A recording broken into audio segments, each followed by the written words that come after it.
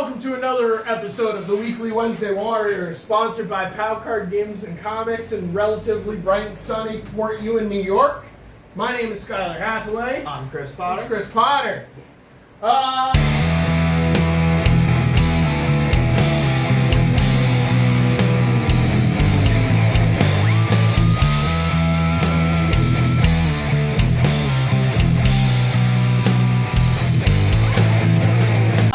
What do we got, Chris?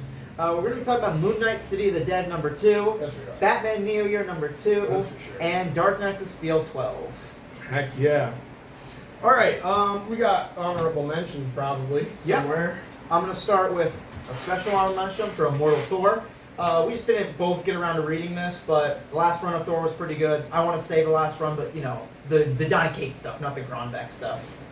And But Nick Klein was drawing some of the Grombeck stuff, so it looks sweet. So that was cool too. And you know, Al Ewing, he's known for this Immortal line, and Immortal Hulk is probably one of the biggest runs in comics in the last 10 years. I really think they threw this title on there just to like have people buy it more. I don't think it has anything to do with like horror. No, tone-wise, they're not similar. It's like a Silver Age character he's sort of reinventing. He's doing some stuff with the old gods, Norse myth. It's great.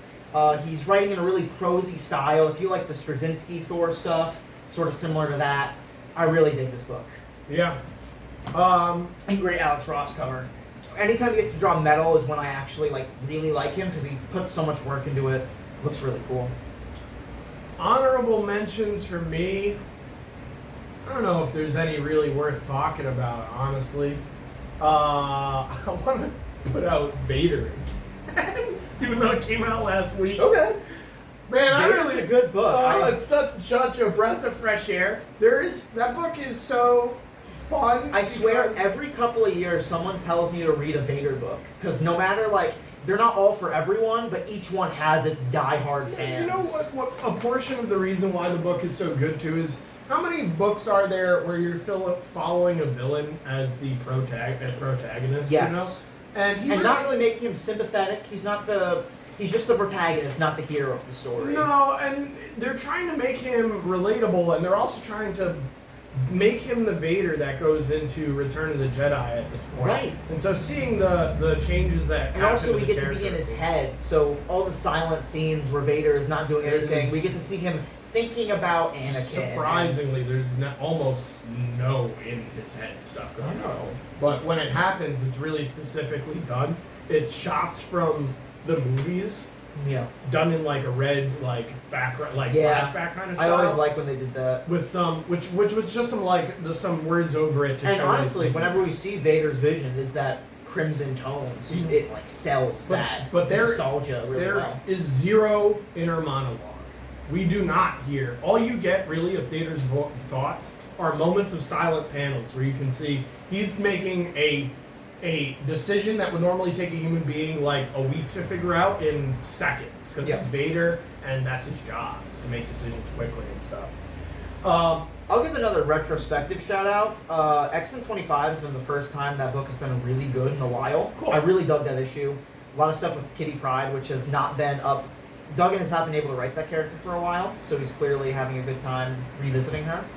And I was reinvigorated in 2 issues of X-Men. I was very surprised. So it's a good time for X-Men fans. And I don't know how long I'm going to be able to say that about the book, so I want to give it its due when it's good. Yeah. There's a lot of X-Men books out there, though, too, so I feel like there's got to be something on the shelf in X-Men for everybody in a way. For sure. That's what I've been hearing. It's just it hasn't been for me for a while. I was all in on Hickman as a writer, so now that he's not involved at all, he kind of lost me for a while. And then Duggan started to play with his concepts, so I started enjoying the book again. Cool. Move right along into the Moon Knight City of the Dead over here. Summary-wise, pretty sweet cover by Rod Reyes. Reyes. Yeah, what am I doing? Yeah, I got the 10 copy incentive cover. Is it a Reyes design cover designs or the main artist? No, it's the main artist design. Well, alright. Background summary on this one. Mark's Moon Knight is in Egyptian hell. Yeah. Egyptian... The realm of the dead? The Egyptian lore gets complicated. There isn't really a heaven, hell necessarily, because there's a bunch of gods, and depending upon how your life goes, you might be spending it with this god or that god or the other god. Or reincarnated, I believe. The City of the Dead is all I should say, realistically. And this is where people of balanced lifestyles, not good, not bad necessarily, end up to spend the rest of eternity. And it's really just a parallel of New York City, I'd say. Yeah. So much so, and one of my biggest notes is that Moon Knight even says it in this issue, and he says it in the issue beforehand, you're trying to beat you over the head with this fact. And it's that this realm is psychoactive in nature, which makes me think that there's a huge possibility that everything we're being told in this comic is not happening.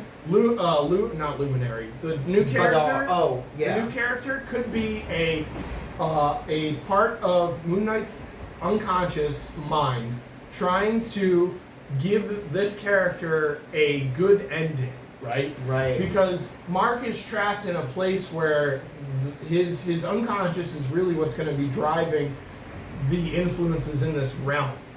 So much so that the realm could be made up strictly out of the unconscious mind of Mark Spector here. We could be traveling through his inner brain mechanisms, trying to save this character, Khalil, not necessarily from evil, but from the evils that Mark has implied onto this character. Mm-hmm. Khalil likely is dead. Is dead, and there's nothing that Mark can actually do. Right. But Mark, Moon Knight, has the ability to go to the City of the Dead. I have no doubts that he's there. I just have a lot of doubts in what he's visualizing while he's there. Right.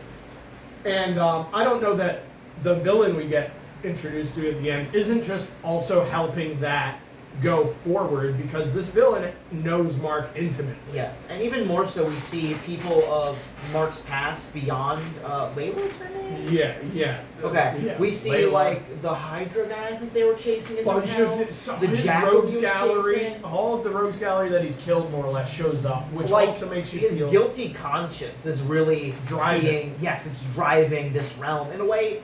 Maybe it wouldn't, because especially the guy who Mark is chasing, we've been led to believe he's a very bad person. Basically a Nazi. Yeah. Basically an eco-terrorist. Not eco, but like a science terrorist. I forget the word for it. Still, so he's in this realm of seeming passing judgment, and we get sort of an explanation for it. But for some reason... But again, it could also just be Mark's unconscious. All of the things we run into are things relevant to Mark Spector. Why isn't he, like, beating up Egyptian... Now, okay, we get moments where he's beating on Egyptian zombies and stuff. And so, you know, this... And even more so, the people from his past are colored differently. They are in full color, where there are shots of backgrounds that are shaded in. I especially think, I remember that from the last issue, a crowd of, like, reddish, purplish people, and there's this Hydra guy who's in full color, which both shows just Mark focusing on him, but also could show that he's out of place. There's a Hydra guy hiding in the panels, like Waldo? No, I feel like it's the guy they were chasing in the past. I think there was a guy in issue 1 that I didn't totally remember who he was, so I could just be making it up. Dr. Orlean? It might be him. That's Marlene's dad. Okay. The guy, the people archaeologist.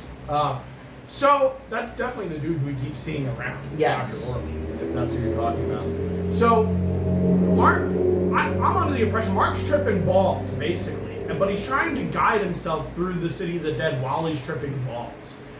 I could be wrong. Mm-hmm. This is really he's narrating it, and he's the driving force of the book, and he's the most unreliable narrator in Marvel Comics, maybe. Yeah.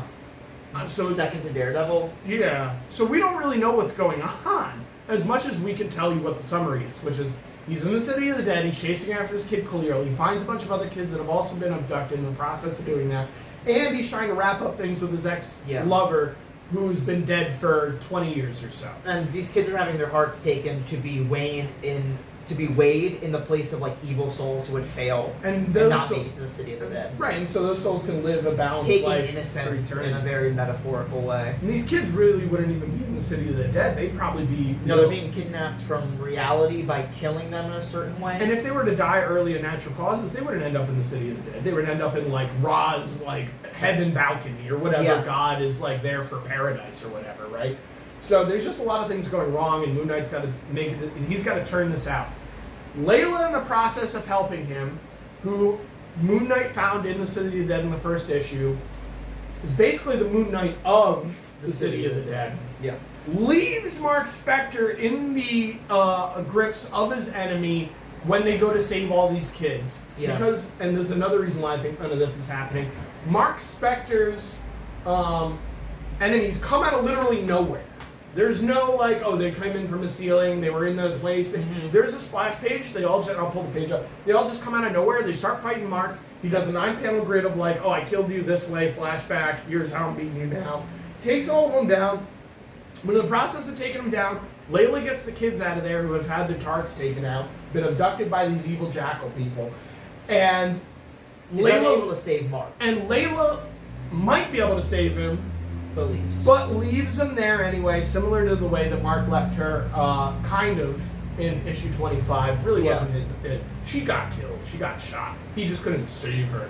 And again, she's building off the theme of perhaps a guilty conscience. This is what Mark thinks she would say. This might be what she would say. Right. This might be what Mark feels he deserves. Yeah, and they mentioned they're mercenaries. The job comes first. Layla would understand that, but seemingly she doesn't. Yeah. So, yeah. And she's supposed to be a protector of a whole city. Yeah. You're not supposed to put anybody under doing that job. So he gets abducted, and there's a time skip, and he's being tortured and stuff, and we finally get the reveal of who the real jackal guy is, the dude with the mask, who's driving all these kids to ferry all the evil people into the city of the dead, and it's his brother, who's been dead for also some 20 years or more. Right. Or so. And we were talking off camera that was probably the purpose of the Sienkiewicz story in issue 25, is to give us context for this brother character. Yeah, there's a who has not been relative in decades. It's a reprint story from an old Hulk magazine in the issue 25 that will tell you exactly who Randall Spector is. Right. And it's his brother, and he knows him intimately, who might be also, putting something into the psychoactive realm, tripping up Mark Spector and stuff. There's a lot of things going on in this book that are really, I wouldn't say left open necessarily, but could be left open. And if this was any other character, I would not be saying these things. No. But Moon Knight inherently leads to sort of speculation of deeper themes because of how his mental state is and how his reality is constantly warping. Yeah.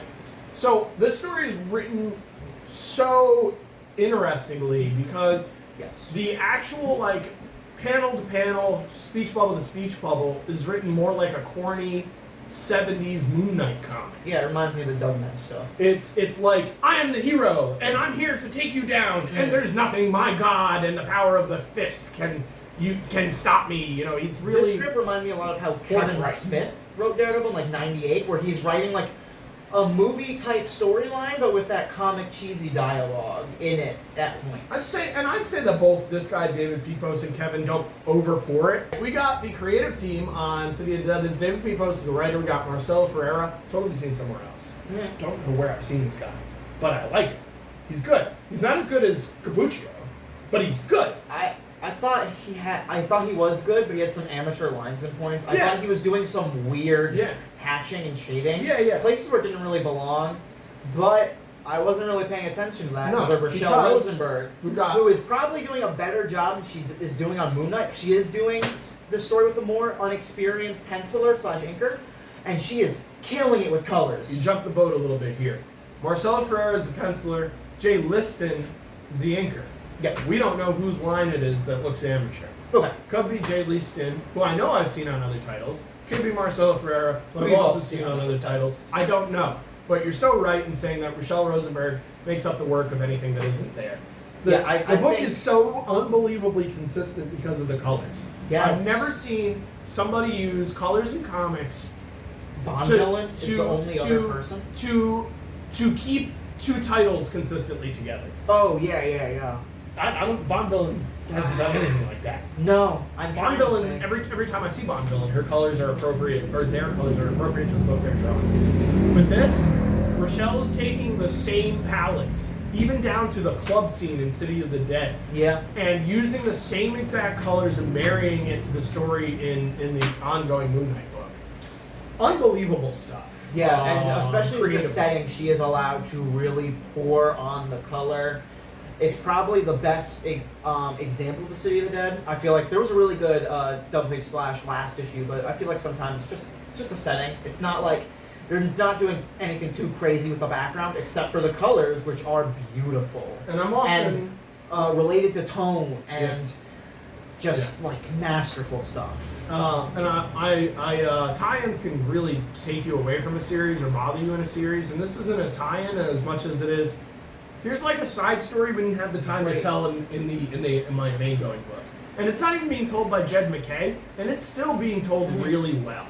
And I think it marries to the McKay stuff. One of the great things about this book, I recently heard this complaint that people are like, I dislike new status quos because you don't get to live in them long enough for them to feel important.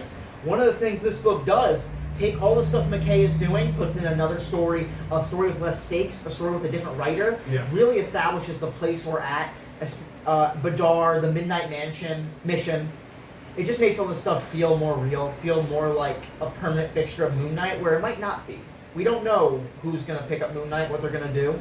But at least for this era, this is where we're at with Moon Knight, and we're just firmly establishing that. Yeah. So we the only complaint that I have about this book is the narration and speech bubbles. There is too much. The narration is broken up by the speech bubbles, and the speech bubbles are broken up by the narration. That's the other Kevin Smith comparison. You have to read. You're reading the same character telling you two different things at the same time.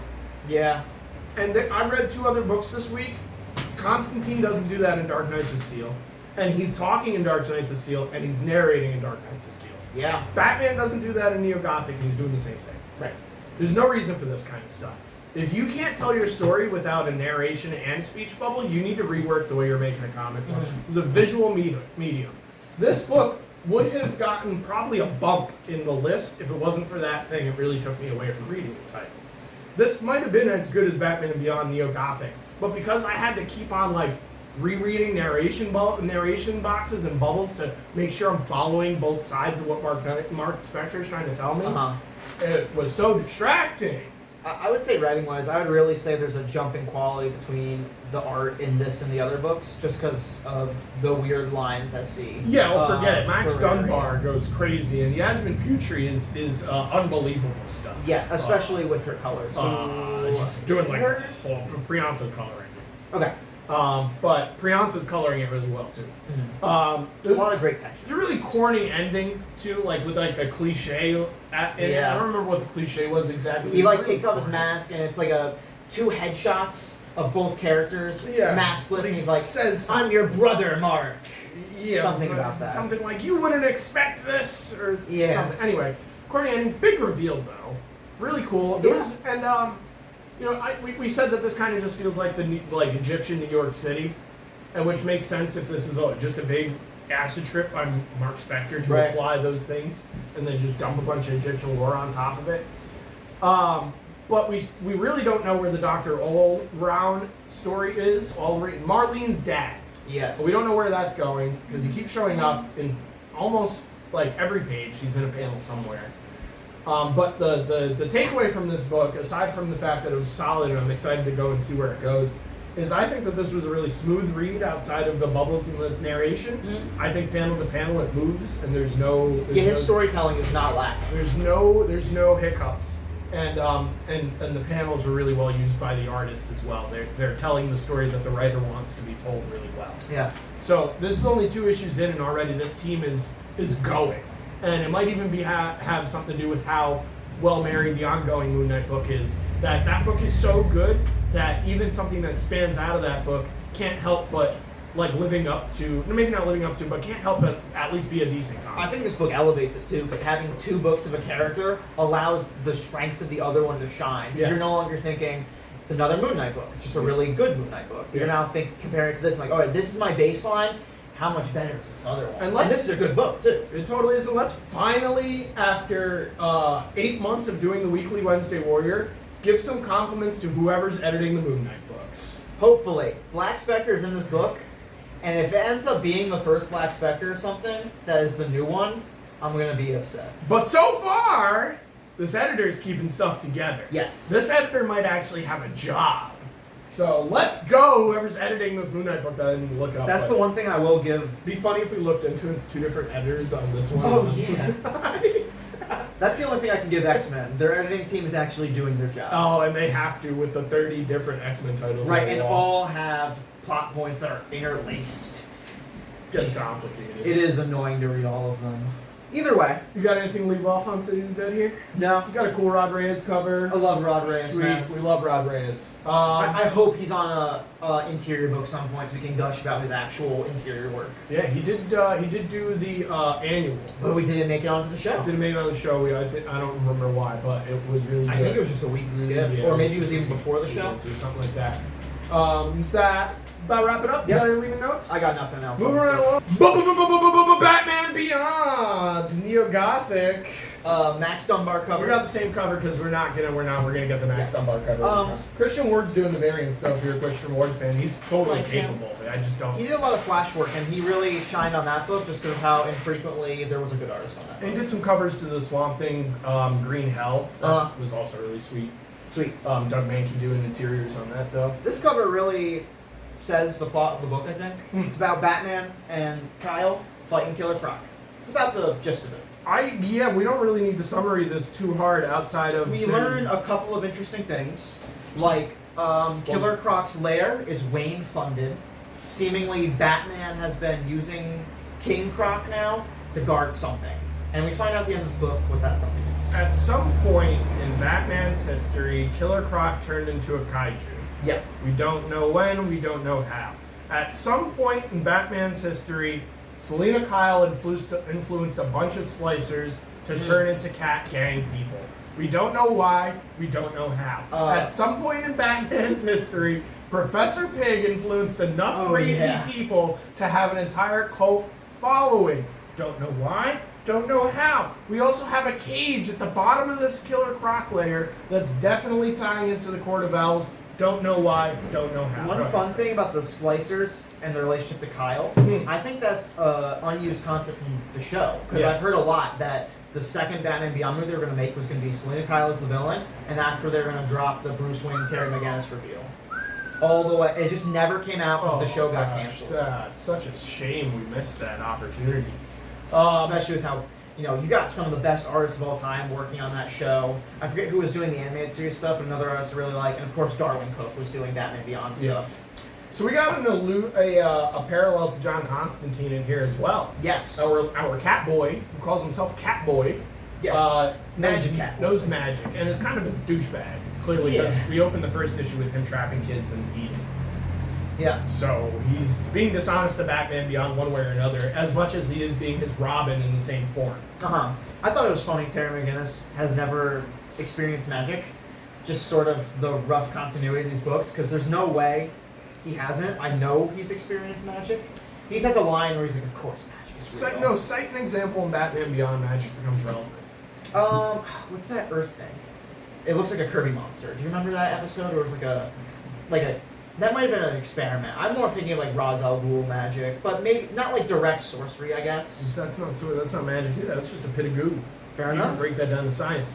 Batman Beyond has a habit of being written in science and future. It does make sense. That whole series is, despite being a DC property, very Kirby influenced. The only sell you could have gave me on Terry being accustomed to magic would be there was an episode of Batman Beyond where at the end of the beginning of the episode, Batman's like scrolling through his past loves. Oh, and Zatanna. And you get a single shot of Zatanna. So you have to assume that they've had this conversation of like, because he knows all of Batman's old villains. So much so he knew Waylon Jones's name. Yes.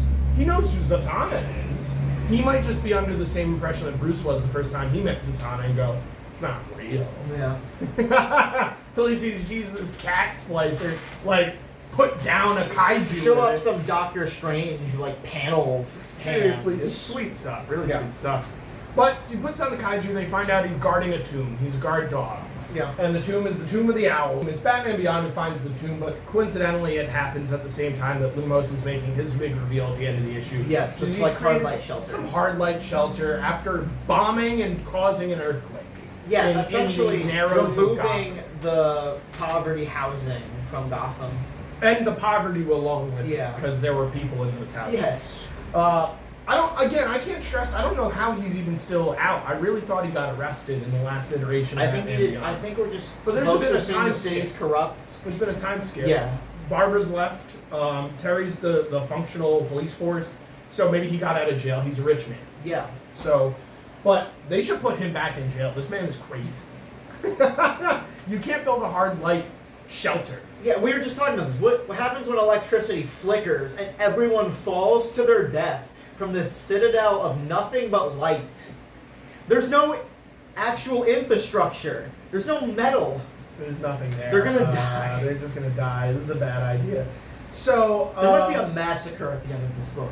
it was very possible. But yeah, so we're going deeper into Dante's Inferno here, right? Into Alice's world. We are tripping hard with the Catboy, Batman and Catboy for life. Yeah. This is pretty much that's the issue. We're in motion here. We're in issue 2. We're moving right along. Yeah, the only reason this is above Moon Knight is how much more married the team is, I think. Art and writing, Not they're just both that, strong. but I didn't get. There was nothing in the writing that took me away from yeah. the script or the book. For or me, it was anything. really the art. Like Moon Knight, I felt like the art fine. Yeah. There's such a jump for me Yeah. that I wasn't even paying attention to how the words were taking me out. The art took me out of it sometimes. Yeah, a little bit. Yeah, and I can see it. There were some poses that I was like, this pose doesn't It's not work. just. It's like the mask sometimes, like the way it folds. I'm like, Yeah, ugh. there were some where He's- you could see half his face, but the darkness didn't line up Yeah. correctly with the rest of the face. But he was good at drawing actual faces though, which surprised me a lot. Like I And- never had a complaint about a face. I had a complaint about the mask And all the Yeah, time. the spots where he was messing up were always in motion too. Yeah. So you can give them a little credit that things look weird in motion. No, it does. But in any case, Max Dunbar doesn't have any problems. No, he's I'd say great. I liked the art in the first issue more. It had a lot more setup panels. Also, to where you were again, dealing we were with. talking about this. Neo-Gotham is just such a good setting. Yeah, and now we're in basement level, and Yeah. Killer Croc's kaiju form takes up a lot of the space of the panels Yeah. in this book. No complaints, and there's a really good splash page in there where I would right say as he's about to the face art is Catwoman. strong enough though. I would think about picking up a book because I saw his name on it after reading this. Sure. I really like him. Max Dunbar, yeah, 100%. So, I mean, outside of summary, which, again, all it is Killer Croc guarding this tomb. They unveil a tomb. Lumos builds his hard shelter. Blumo's trying to take down Lumos. Batman's trying to figure out where these kids are going and being abducted. We're continuing the legacy of Terry McGinnis being a better Batman. There's some lines about that. That too. Good theme stuff. We're, and somehow, there's no way the Lumos story and the Batman Beyond story doesn't come to something eventually. And we've already seen from this issue, I think it's not even really worth mentioning in the summary, but Killer Croc tumbling around makes an earthquake in Gotham, so we're already seeing Batman's world he's in affecting Gotham. What is important that I wanted to touch upon, creepy tones in this book. Mm-hmm. Lumos is kind of terrifying in the most light way, and the route that Batman Beyond is taking to find out what happens is only getting darker and deeper. Yeah, and especially some of Waylon Jones's dialogue is kind of sad. He's just like, I've been hungry for so long. Yeah, he's just trapped. I don't even know how he's alive. He's How is he getting food and stuff, He's Right, like a giant guy. monster. One human isn't going to feed something like that. No, I imagine he is self-sustaining to some extent, Yeah. but he just has a hunger, Yeah. which is very sad and unfortunate. And this He's doesn't- like an immortal creature. And it of seems outside of pain. Batman's Yeah, norm, I think we're gonna too. find out this is a Blight thing. It's Yeah. like a early Wayne Powers thing. Yeah, or maybe even a Zurin R thing, to try and protect something. Or That would be cool. That'd be a cool connection to the current run. I just can't see them making it. I don't think they do it to connect it to the current run. I think that they would do it just because how do you justify really ridiculous actions on Batman's part? Yeah.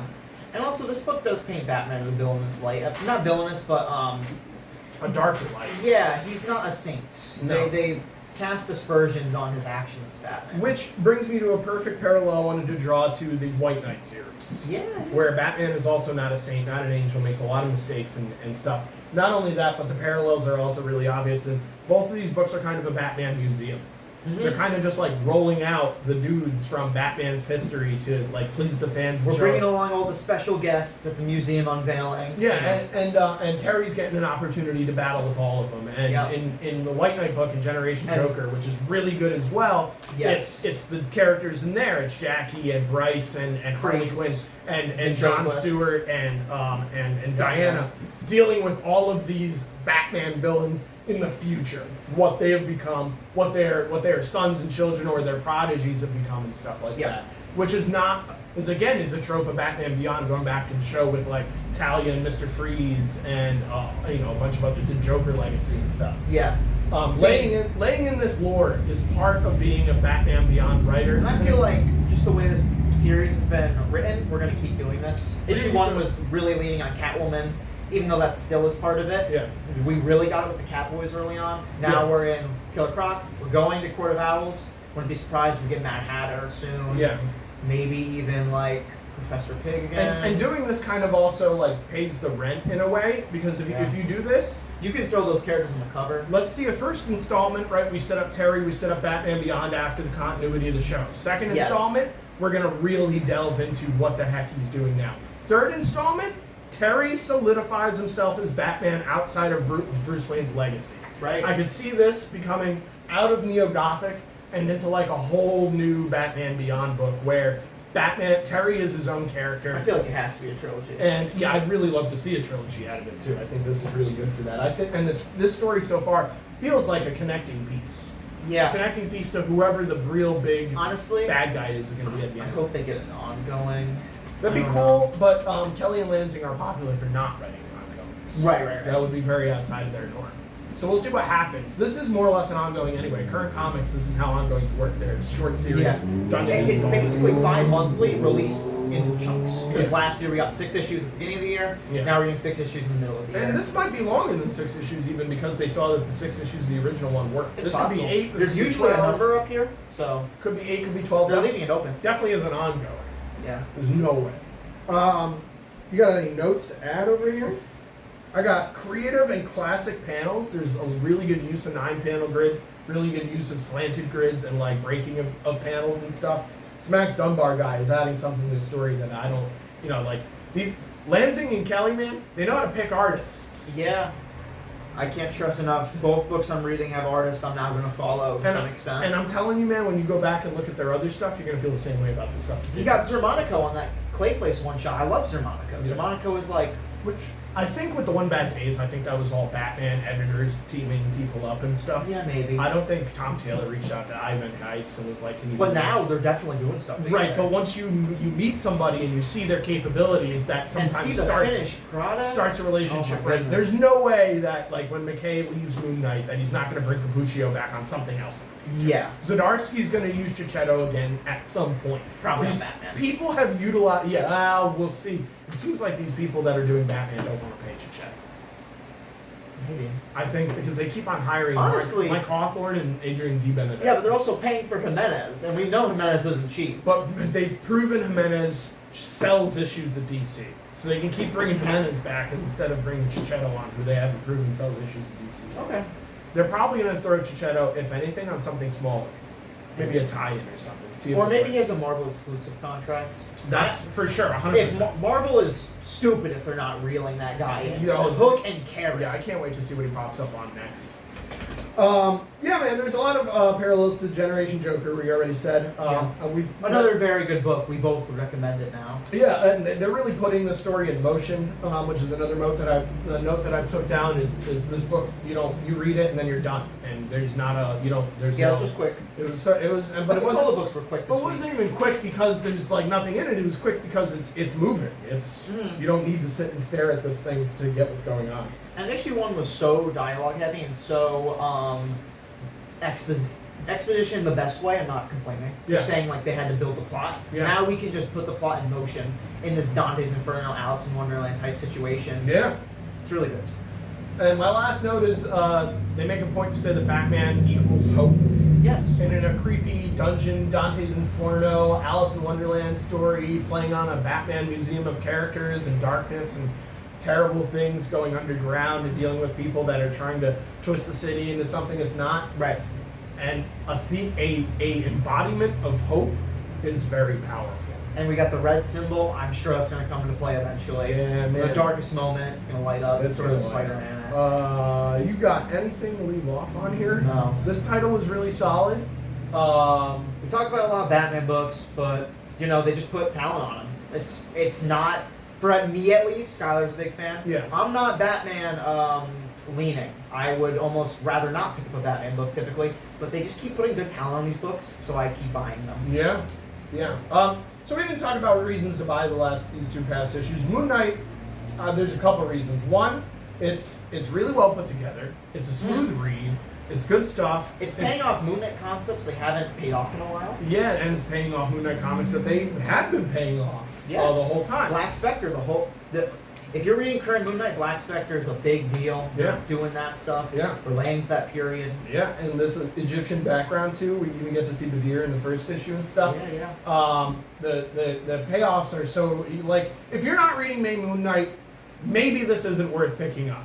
No. But if you're reading Main Moon Knight, well, if you're not reading Main Moon Knight, you should be reading Main Moon Knight. What else are you buying at Marvel? Yeah, I Daredevil? That shit's done. All the X-Men titles and wasting your time. Yeah. But you should be reading Main Moon Knight first and foremost. And then again, pick this there book. are panels in this book where Rochelle Rosenberg is single-handedly making them. Only colorist in comics I can say is making a comic. Yeah, and she's been in this industry for 20 years, and it's a shame that it's taken her this long to sing this well. And it's probably not her fault at all. No, it's probably just we haven't seen her. Because I can't imagine she's leveled up this much in like a year or two. Yeah, and I don't know that she's even been on an ongoing book that's gone this long either. It's, to my knowledge, she's been paired with artists. And again, if this was the artist on the main Moon Knight book, I don't think I would like it as much. No. I feel like Capuccio is helping her as much as she's helping him. Yeah. And now that she's been established in my brain, that language, Yeah. I see it on an artist like this, and I'm adoring it. Yeah. So it's just one of the better Marvel titles on the wall. It gives you a little bit of Silver Aginess, so if you're into that kind of stuff, you get it delivered. It keeps the story going. It's really well written. The art's okay, and it doesn't lack at all. Is what we're trying to say. If anything, it's if you're a Moon Knight fan, you're being ignorant if you're not buying this book. Meanwhile, Batman Beyond, one of the greatest animated cartoons, especially superhero cartoons, that's ever aired. This is picking up its legacy in a big bad way. Night Terrors is happening, and this is one of the books that's being released during Night Terrors. Yeah. So it's a breath of fresh air compared to all the other stuff on the shelf. There was stuff coming out. There's stuff coming out next week. Isn't Night Terrors relative? We're moving out of it. Fine. There's ongoing, at least annuals, coming out next week. Has nothing to do with Night Terrors. Yeah. Come September, we're done. Yeah. And we're gonna start picking up like all these great DC books. Nightwing, Titans. Yeah. All probably gonna make it back on the show. Yeah, we'll probably go back to having 4 titles again on the show. Maybe 5. Honestly, if all of these books are here, there's gonna be a week where we're gonna have to cut City of the Dead or Thor because Nightwing is out, Titans is out, Batman is out, Detective Comics is out. Yeah. Moving right along. To Dark Knights of Steel, the last of the Dark Knights of Steel. That's the wrong cover. That's the wrong book. Hold on, bear with us. We got the final Dan Mora cover. One of the shames of this book is we're not going to see Dan Mora on at least this title. No. You know what, though? I don't like the way he drew Batman on this cover. Yeah, there's like a weird hole that doesn't quite work. Everybody's light and shiny, and the Batman, his face is You know what it is? shadowed There's a out. line here, but you can't see it. If that line was there, it would help a lot. Maybe it's not even him. Maybe it's the person who printed the cover or whatever. I basically don't have any notes for this issue. I'm just going to summarize the issue. The wars come to a front. The motes of fire are put out. Our team, the good guys, have 2 plans. We got the Phantom Zone projector. We got Lois and Constantine and Harley Quinn's plan to what was it? There was like this dormant volcano that has been like, it was going to spew out ash. The elves covered it years ago. Right. Releasing this Volcano. Yeah. That's their plan. Volcano. Releasing this seal will release some hot ash, some magma that won't seep into the kingdom. It'll just spew out onto these Martians. We have all these invulnerable people who can immediately seal back up to stop an ecological disaster from happening and like basically take out all these Martians in one go. That's their plan. Volcano. Phantom Zone projector. You really didn't say much outside of Volcano. Okay. So the Martians, they go and try and invade. Waller's helping them get a path into the kingdom. They get into the kingdom. Problem is, they were all prepared for them to do that. And not only were they prepared, all of our really big hitters, all our heroes, all the people that are going to give the Martians problem, up and leave. Yes. Martians being dumb, Goad them. gullible, Yeah. follow them. They go to this area, this volcano that has been trapped, like Chris was saying. It is a dormant volcano, it's fine. They unleash the volcano, there's fire everywhere, they set our heroes on fire. Even Batman has like anti-fire equipment that He's Kryptonian in this universe. on fire. Oh right, he is. Yeah. He can just handle it. So they're all on fire, they're fighting with fire, the aliens are losing, there's no chance in hell, everybody's burning, and Diana's about to coup de grace, and what's her mom, or so, the L, Clark's mom, shows up and says, listen, we're not killers. We're not killers. We're not going to commit a race to non-existence. We'll just trap in the Phantom Zone instead. Boom! You're in the Phantom Zone. Which is worse than death. It's been described several times. And you know, good sentiment. And then we go and we wrap it all up. We have the culmination of the three kingdoms signing a treaty amongst everybody else to act as one kingdom. It kind of gives us a Justice League feel because we have all these superheroes and they're all working together, including Poison Ivy even and stuff. And then we got a couple of beats that they drop on. There's one route that happens before the big plan, and it's Alfred, who / Martian Manhunter, but he firmly decides to be Alfred. He's like, I liked this person I was. I love you as a son. I've loved you for all these years. I'm gonna stay as Alfred, keep being your servant. I don't really care about. He does not care about his family. Like, this is my life now. Yeah. And so we get this emotional wrap up, and then Waller kills him. Yeah. That's the big payoff we get. Because she has this like fire protection thing that kills Martians that touch her. Yeah, he kills himself really by touching her, by being a dumbass and thinking that Waller doesn't have protection against kind of things. It's, I know that you said it had like weight to you. I disagree with that one. I thought that Alfred's death at the last issue. Reaction. Okay, sure. How can you not have a Bruce Wayne seeing Alfred and not break down? Right? Tom King, though, like, you know. I'm tired of them killing Alfred. Right. If he wasn't dead, I feel like it would pay off. And not only am I tired of them killing Alfred, but this is the last issue. You don't need to do that. Also, John Jones is dead too. Another character I like. Has Bruce not gone through enough in these 12 issues? Has he not been deep? Yes, not. His dad figure turned out to not be who they were. He thought his family was trying to kill him for 6 or 7 issues. He had a crisis of faith of his very mission. All of the things he's been doing for his whole life have been wrong. He found out he's not even the person he thinks he is. Yes. And we have to kill Alfred? But it is a sequel thing. There's very heavy implications of another Dark Knights of Steel at the end of this book. They leave some lingering clues I'm gonna go into a future kingdoms. I want to say this book ends with the end with a period with no question mark or anything elaborated. But there should be one. Could be the end. Could be the end, no problem. With Alfred dead too, totally could be. That's a big end to me. Kill Alfred? That's driving me out of Batman a little bit.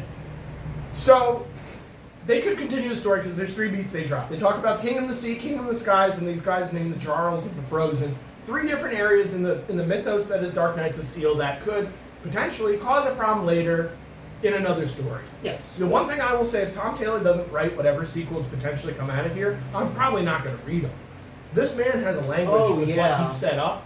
And so much so is that language here that Yasmin Putri also is sharing that language. If Tom Taylor writes it and he's got a different artist, I will try it. But Yasmin Putri is such a master of their craft that this book sang crazy because of how well they were utilizing the panels. And cinematic, what did I say? Incredibly cinematic art. Yeah. Mastered. This felt like a movie. I love the way the shadows were cast on some of the characters and some of the darker scenes. The last 3 or 4 pages are all really bright. Really bright, you know, compared to the stuff that you. One of the big initial promises of this book was Tom Taylor really hyping up Yasmin Putri, talking about her like she was a Kubert, a Miller. He was like, I got the best artist. You're not going to believe who I got. Someone we've never heard of when the book was announced. At this point, I would follow her on a lot. Yeah, in the first couple issues, I was not pleased.